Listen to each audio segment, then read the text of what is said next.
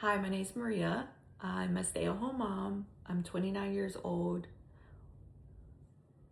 I am 28 years old. I'm not 29.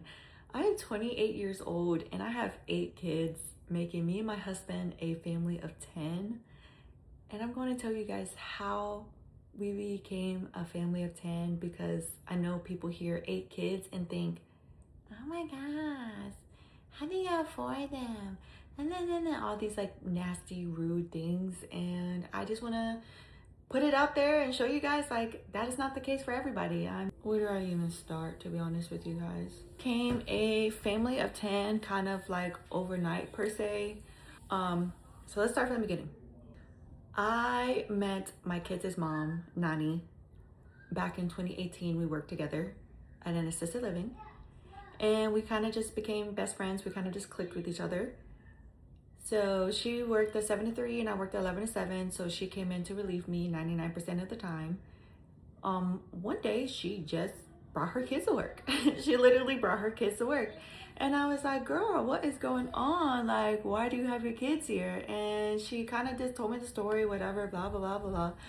And I was like, you know what? I can watch them. Like, I'm getting off of work. Let me just take them for you. And we're just, I can go back to your house. And she's like, cool. Okay, here you go.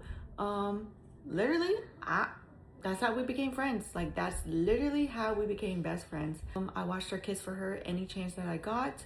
I literally came over any chance that I got. At this point in my life, I did not have kids and I did not have a boyfriend. I was just trying to work to stay alive because insulin is very expensive, especially when you do not have insurance. Fast forward 2020. 2020 is the year that COVID hit. It's the year that I fractured my elbow, and it's also the year that I met my husband. I literally told Nani one day, and I was like, listen, I come over here, I eat, sleep, take care of your kids. Like, you're like a sister to me. Like, don't you have any single brothers for me? Like, literally, don't you have any single brothers?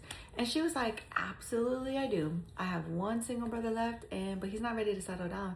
I was like, it's okay, I'm not ready to settle down either. That was February of 2020. That was around the time that I broke my elbow, like fractured my elbow dancing. We kind of just ghosted each other a little bit there all the way until August of 2020. We kind of, from February to August 2020, we kind of ghosted each other multiple times. Then he came to his sister's house to see me. And that's a funny story because I literally went to work. He said he was going to come see me. We've said that multiple times. I didn't believe him.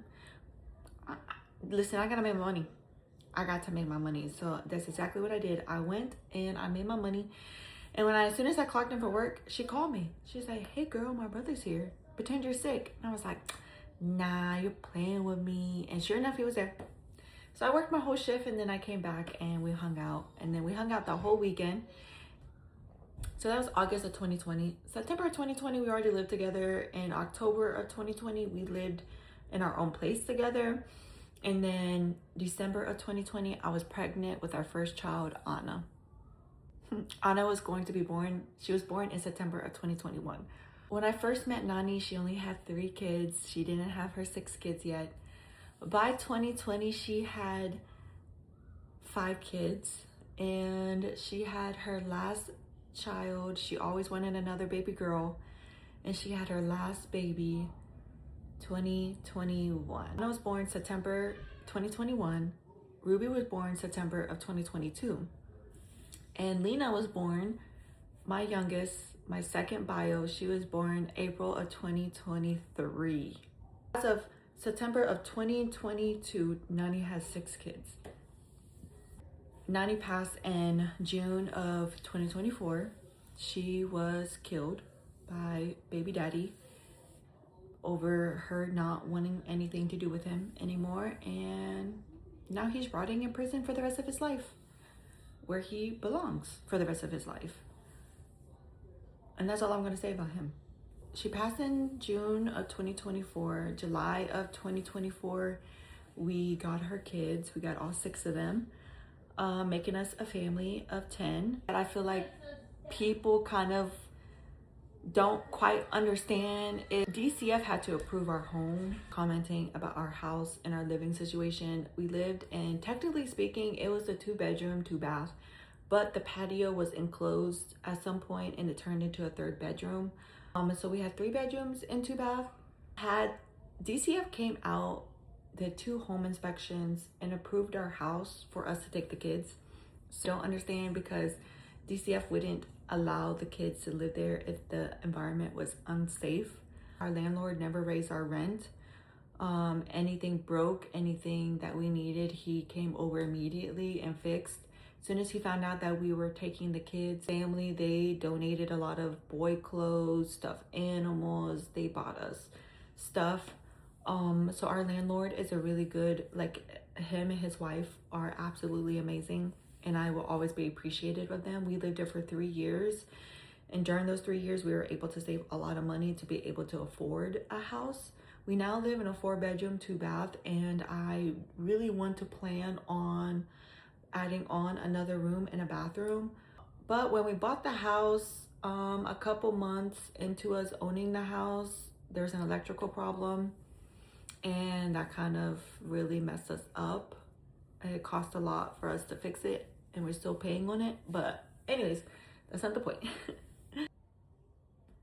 Seeing them accomplish things, I love seeing them succeed. I love to see their personality grow. Deep down inside of me, I kind of get really sad and upset and angry all over again, because their mother should be here. Their mother should be witnessing this. It really just bothers me.